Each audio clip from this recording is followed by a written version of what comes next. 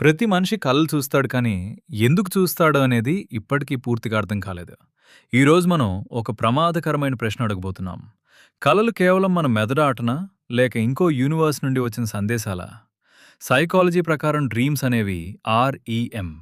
నిద్ర సమయంలో జరిగే బ్రెయిన్ యాక్టివిటీ, మనం రోజు మొత్తం చూసినవి, ఆలోచించినవి, భయపడ్డవి, మన మెదడు సర్దుబాటు చేస్తూ ఒక కథలా చూపిస్తుంది. అందుకే ఎగ్జామ్ టెన్షన్ ఉంటే ఎగ్జామ్ కల వస్తుంది. ఎవరినైనా ఎక్కువగా మిస్ అవుతున్నామంటే వారు కలలో కనిపిస్తారు. హార్వర్డ్ యూనివర్సిటీ పరిశోధనలు చెప్తున్నాయి, డ్రీమ్స్ మన ఇమోషన్లను ప్రాసెస్ చేయడంలో సహాయపడతాయని. ఇది సైన్స్ చెప్పే వివరణ చాలా సింపుల్గా అనిపిస్తుంది కానీ, ఇక్కడే ఒక ప్రశ్న మొదలవుతుంది. ఎందుకు కొన్ని కలలు చాలా రియల్గా అనిపిస్తాయి? ఎందుకు కొన్ని కలలు తర్వాత నిజ జీవితంలో జరిగినట్టు అనిపిస్తుంది?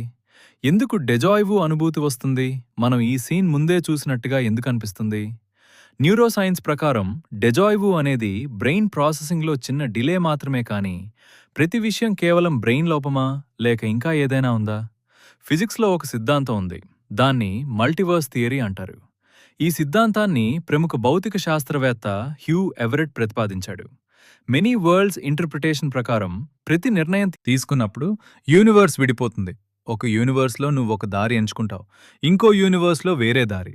అప్పుడు ఒక ప్రశ్న వస్తుంది, మన కలలు ఆ పరల్లల్ యూనివర్స్లలో జీవిస్తున్న మన మరో వర్షన్ జీవితానికి చిన్న చూపులా ఉంటాయా? మనం ఎప్పుడూ చూడని ప్రదేశాలు కలలో ఎందుకు కనిపిస్తాయి? మనకు తెలియని ముఖాలు ఎందుకంత స్పష్టంగా కనిపిస్తాయి?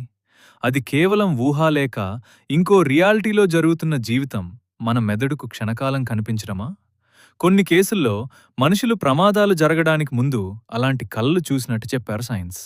దాన్ని కాయిన్సిడెన్స్ అంటుంది కానీ, కాయిన్సిడెన్స్ ఎంతవరకు సత్యం అని మనం ఖచ్చితంగా చెప్పలేం. ఇక మరో భయంకరమైన ఆలోచనుంది. మన రియాలిటీ ఒక సిమ్యులేషన్ అయితే, డ్రీమ్స్ అనేవి సిస్టమ్ లేయర్ మార్పుల బ్యాక్గ్రౌండ్ ప్రాసెసింగ్లా ఉంటాయా? టెక్నాలజీ ప్రపంచంలోని కొందరు ప్రముఖులు కూడా మనం సిమ్యులేషన్లో ఉండే అవకాశం ఉందని సూచించారు. అయితే మనం కలలో చనిపోతే ఎందుకు? అకస్మాత్తుగా మేల్కొంటాం.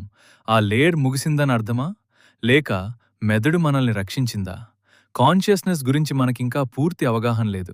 అది కేవలం మెదడులోనే ఉత్పత్తి అవుతుందా? లేక విశ్వంతో ఏదైనా లోతైన సంబంధం ఉందా అన్నది ఇంకా ఓపెన్ ప్రశ్నగానే ఉంది. కాబట్టి తదుపరిసారి నీకొక కల వచ్చినప్పుడు ఒక్కసారి ఆలోచించు. ఇది కేవలం మెమరీ సార్టింగ్ మాత్రమేనా? లేక ఇంకో యూనివర్స్ నుండి వచ్చిన చిన్న సంకేతమా? నిజమేమిటో మనకు తెలియకపోవచ్చు కానీ, ఒక విషయం మాత్రం ఖాయం. మన కలలు ఇంకా మనకు పూర్తిగా అర్థం కాలేదు. ఇక ప్రశ్న నీది. నీ కలలు కేవలం కలలేనా? లేక నిజమవబోతున్న మరొక ప్రపంచపు తలుపులా?